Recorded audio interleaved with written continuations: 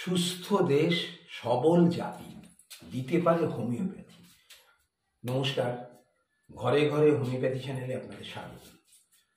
শরীরের যে কোনো অংশ কেটে গেলে ক্ষতস্থান দিয়ে গল গল করে রক্ত বেরোতে থাকলে আপনি সঙ্গে সঙ্গে হাসপাতালে ছুটবেন। হাসপাতালে গেলে ডাক্তারবাবু একটা অ্যানেস্থেসিয়া ইঞ্জেকশন দেবে, তারপর মোটা ছুঁচ সুতো দিয়ে সেলাই করবে। অর্থাৎ আপনাকে আঘাতের যন্ত্রণার ওপর বোধের ওপর বিস্ফোরণের মতো ছুঁচ সুতোর সেলাইয়ের যন্ত্রণাও নিতে হবে। এই অবস্থায় আপনাকে ছুঁচ সুতোর যন্ত্রণা থেকে রক্ষা করতে পারে হোমিওপ্যাথি ওষুধ ক্যালেন্ডুলা অফিসিনালিস। ক্যালেন্ডুলা অফিসিনালিস কোথাও কেটে ছিঁড়ে গেলে ক্ষতস্থানকে ম্যাজিকের মতো জুড়ে দেয়। এক কথায় সেলাই ফোড়াইয়ের বিকল্প প্রাকৃতিক একটি ভেষজ। এই কারণে অনেকে ক্যালেন্ডুলাকে হোমিওপ্যাথিক স্টিচেস মেডিসিন বলে। ক্যালেন্ডুলা আসলে কি? ক্যালেন্ডুলা হলো এই যে গাঁদা ফুল দেখছেন, এই যে পাতা আর এই ফ্লাওয়ারিং টপস থেকে তৈরি হোমিওপ্যাথি ওষুধ। ক্যালেন্ডুলা ইউরোপে আসলে এটা ক্যালেন্ডুলা, আমাদের দেশে এটাকে মেরিগোল্ড বলে। এটা গাঁদা ফুলের একটা বিশেষ প্রজাতি, কিন্তু ইউরোপে এটা ক্যালেন্ডুলা। আমি এই ক্যালেন্ডুলার ছবিটা উইকিপিডিয়া যেটা দেখাচ্ছি আপনাদের দেখাচ্ছি। আমাদের দেশে যে ক্যালেন্ডুলা ওষুধ তৈরি হয় সেটা কিন্তু এই গার্ডেনের যে গাঁদা মেরিগোল্ড তার থেকে কিন্তু মাদার পোটেন্সি এবং অয়েন্টমেন্ট তৈরি হয়। ক্যালেন্ডুলা অফিসিনালিসে কতগুলো সাধারণ লক্ষণ আপনাদের বলি। কোথাও কেটে ছিঁড়ে গেলে, রক্তস্রাব হতে থাকলে, তীব্র যন্ত্রণা হলে, সঙ্গে সঙ্গে যদি ক্যালেন্ডুলা মাদার টিংচার অথবা ক্যালেন্ডুলা মাদার টিংচার থেকে লোশন বা মলম লাগিয়ে দেওয়া হয়, তাহলে কিন্তু ক্ষতস্থান দ্রুত জুড়ে যাবে। সেলাই ফোঁড়াই সম্পর্কে অনেকের ধারণা হচ্ছে যে সেলাই ফোঁড়াই ক্ষতকে জুড়ে দেয়, আর সেলাই না করলে ক্ষত জুড়বে।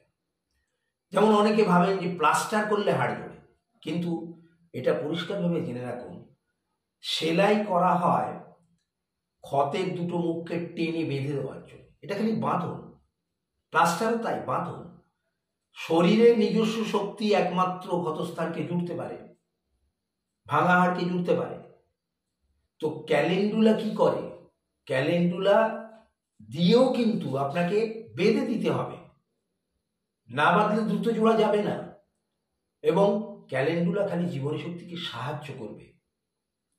ক্যালেন্ডুলার আপনারা যখন কোনো কারো অপারেশন হয়, অপারেশনের পর সেই ক্ষততে দ্রুত মাংস জন্মানোর জন্য ক্যালেন্ডুলা ইউজ করা হয়, এবং সেই ক্ষতস্থানে যদি পুঁজ না হয় এবং ক্ষতের পর যে একটা স্কার থেকে যায়, মানে একটা দাগ, সেটাকে মেলানোর জন্য ক্যালেন্ডুলা ব্যবহার করা হয়।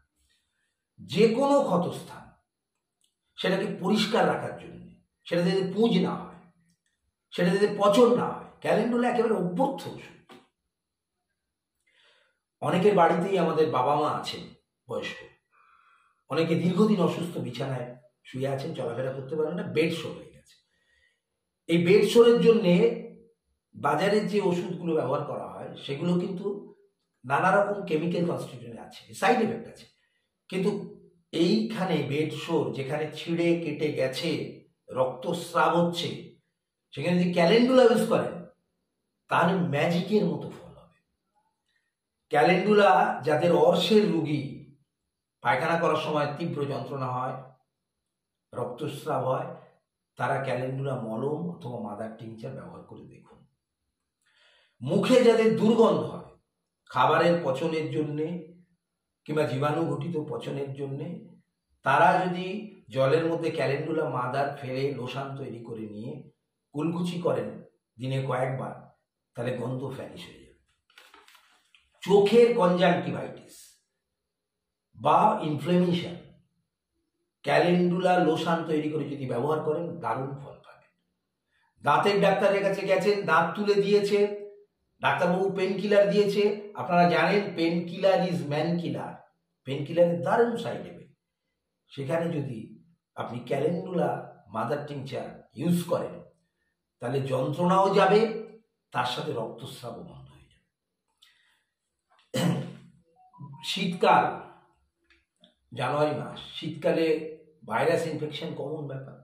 এখন অনেক সময়ই যেসব বাচ্চাদের টনসিল হওয়ার পর, tonsillitis, tonsil infection, septic tonsil হওয়ার প্রবণতা থাকে।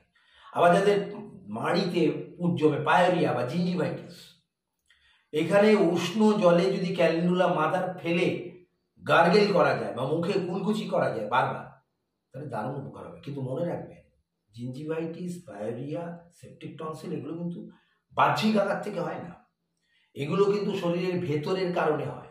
সেক্ষেত্রে কিন্তু সেই মূল রোগের চিকিৎসা করতে হবে। এক্ষেত্রে ক্যালেন্ডুলা শুধুমাত্র সহযোগীর ভূমিকা পালন করবে।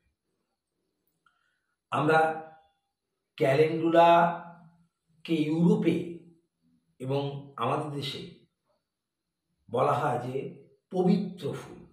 কেন পবিত্র? না, যেহেতু পুজোয় ব্যবহার হয়।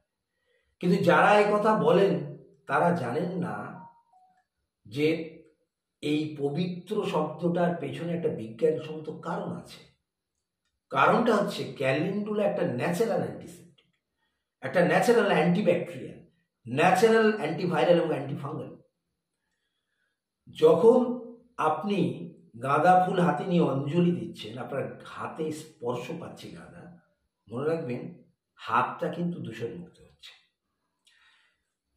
দোকানে ক্যালেন্ডুলা অফিসিয়ালিস এই ওষুধটা দুটো ফর্মে পাওয়া যায়। নাম্বার ওয়ান, এক্সটার্নাল ইউজ, মানে বাইরে থেকে লাগানোর জন্য। একটা ক্যালেন্ডুলা মাদার দেখবেন গায়ে কিউ লেখা আছে। আর একটা হচ্ছে অয়েন্টমেন্ট বলো। আর লোশনটা আপনারা নিজেরাই বাড়িতে তৈরি করে নিতে পারেন। যেভাবে কেন্ট নির্দেশ দিয়েছেন যে 1 ভাগ ক্যালেন্ডুলা 4 ভাগ বা 6 ভাগ জলে মিশিয়ে লোশন তৈরি করতে হবে।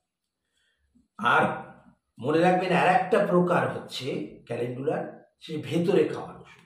হ্যানিম্যানের নির্দেশ বাইরে থেকে লাগালে হবে না, ভেতর থেকেও সেই ওষুধ খেলে দ্রুত ফল হবে। তো ক্যালেন্ডুলা 30 এবং 200 পোটেন্সি ওষুধ ভেতর থেকে খেলে একই সাথে দারুণ উপকার হবে।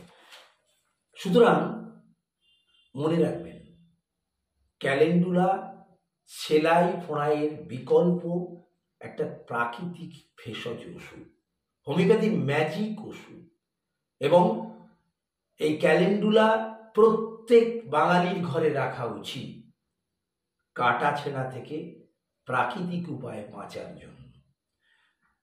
নমস্কার, আমি আপনাদের এই যে ভিডিওটা করলাম, আপনারা যদি ভালো লাগে লাইক করবেন এবং এরপরে যে ভিডিওগুলো আসবে সেগুলো পাওয়ার জন্য সাবস্ক্রাইব করে দেবেন, এবং তার সাথে যদি শেয়ার করেন এবং কমেন্ট করেন তাহলে উৎসাহ আরও বাড়বে।